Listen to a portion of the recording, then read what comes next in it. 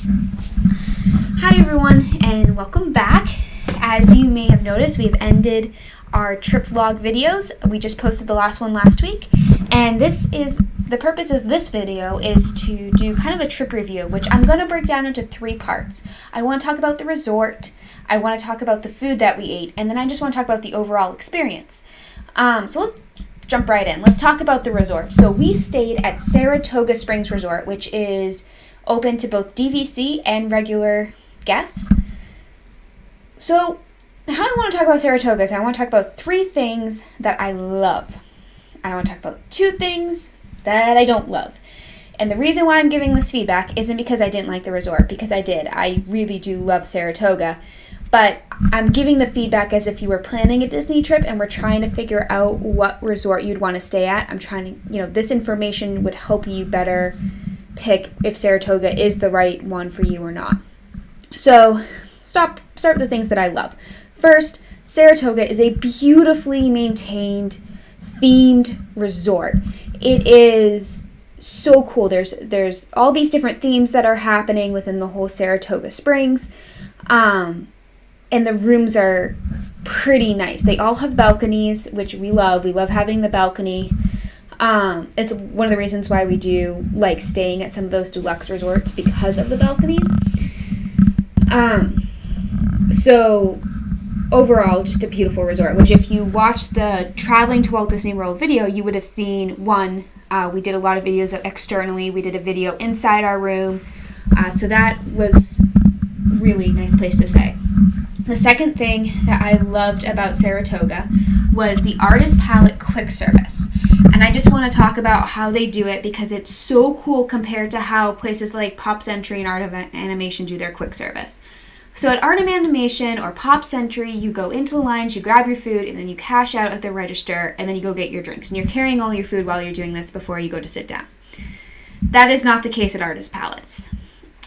At Artist Palette, you walk in, you go straight to the quick service line. At the quick service line, you place an order. They give you a ticket/receipt with your order on it, and then they give you like one of those buzzers that they give you at restaurants while like you're waiting for a table. And then you go to the gift shop registers, which are right there, and check out. And then you take your buzzer and your receipt back to your table, and they bring the food to you. So you're not waiting in line with your food. You're checking out, going to your table, somebody is bringing you your food. And in the time that you're waiting, you can get your drinks, you can get silverware. So you're not waiting with a bunch of food, which I really, really liked. Also, their options for food is good. I mean, they have the pastries that are readily available, so you wouldn't have to wait at a table. You just kind of grab it and go. Or they have the meals, which is like the Mickey waffles with bacon or sausage and the eggs. So I really, really like that quick service compared to Pop Century, compared to Art of Animation. I would even say that it's better than the Beach Club, just because of the way they do the quick service. The third thing that I really do love about Saratoga, and it's going to contradict the first thing that I don't like, but the third thing that I love about Saratoga are the pools. I do love that the pools are kind of spread out. There's different themes, and they keep with the theme of the section that they're in. So Saratoga is split with, all these different sections, and then they have a pool per number of sections that are themed around those room areas. The reason why I like it is because it draws the crowds more to where people are staying, and not to one main pool like they do at Boardwalk, Beach Club, Yacht Club. So it allows you some quiet time at the pool, which you sometimes don't get at those big resorts. So that I loved. The first thing I don't love about Saratoga Springs, and this is going to contradict what I just said, I don't like how big it is. It is a huge resort, and normally a big resort wouldn't really bother me if I was only being at the resort, or if I was only going to a park maybe every other day and I wasn't doing a lot of park hopping, I wasn't doing a lot of park action. But for somebody who's doing a lot of park action like we were doing, it is a bit of a difficult resort to stay at because each section has its own bus stop. So when you get on the bus at your bus stop, you have to stop at so many before you get to the final one and then go to a park. So you have to allow yourself more travel time when you're going to a park. Also, because of the way the buses are there, the buses are crowded. Not necessarily coming back, but going to the park in the morning. We went to Hollywood Studios that day 2 that you saw in the video. It wasn't that busy, except in Toy Story Land towards, 9:30. But our bus was so crowded just because there were so many people going to that one park because of the number of people that can stay at that resort. So something to keep in mind, if you have a young child and you're going to do Magic Kingdom a lot, you're probably going to be better off staying at a resort that's in walking distance or monorail distance to Magic Kingdom and not away from everything, which is the second thing that I don't like about Saratoga. It is far away from everything but Disney Springs. And again, if you're two young people that love to do Disney Springs and don't really care about the parks, you're obviously going to do them, but not be there every day, Saratoga Springs is great because you're right next to Disney Springs. You can walk over. There's all the bars. There's the restaurants.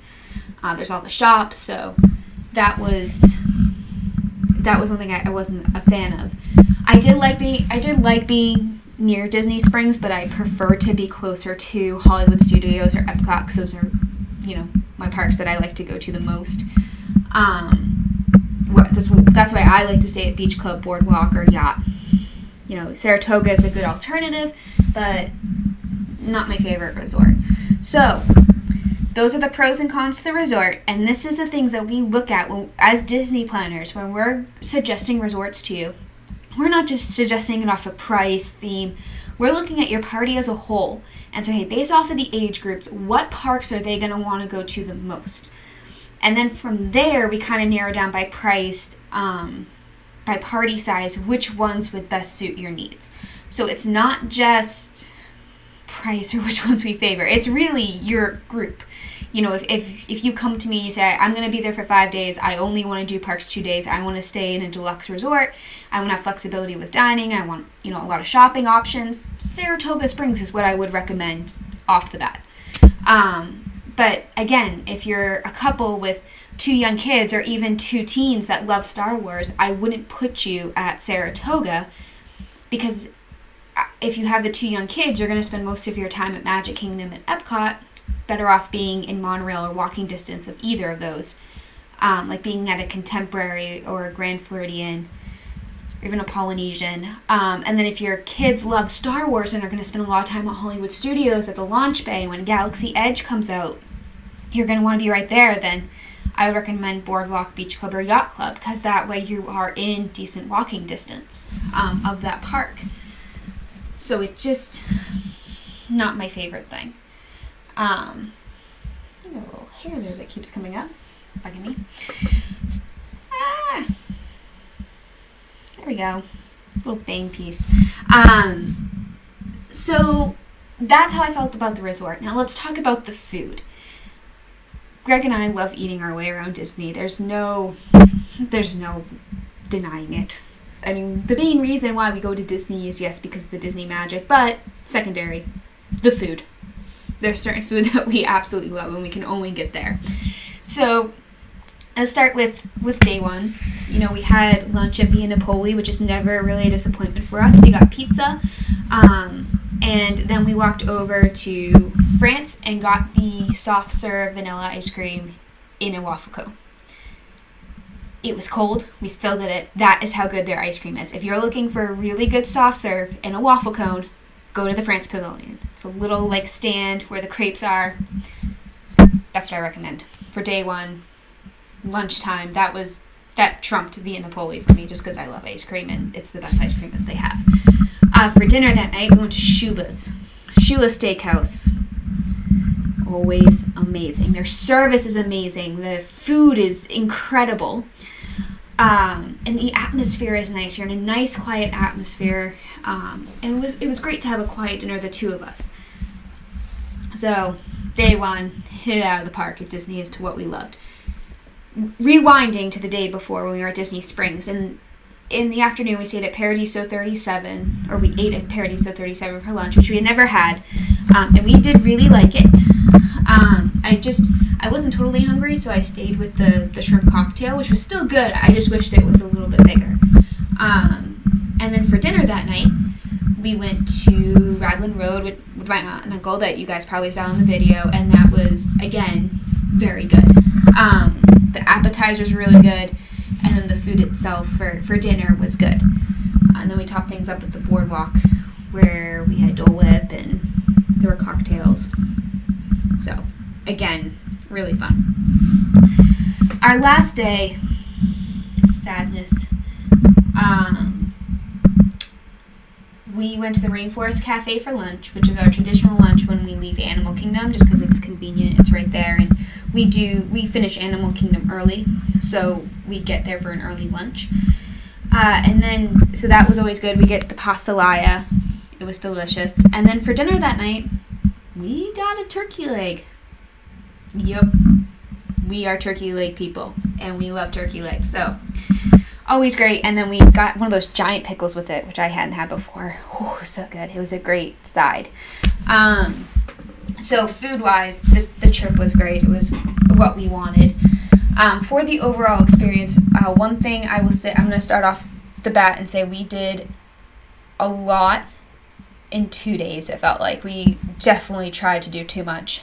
After day one, actually for Shula's, after that, we wanted to go to Epcot for late night hours.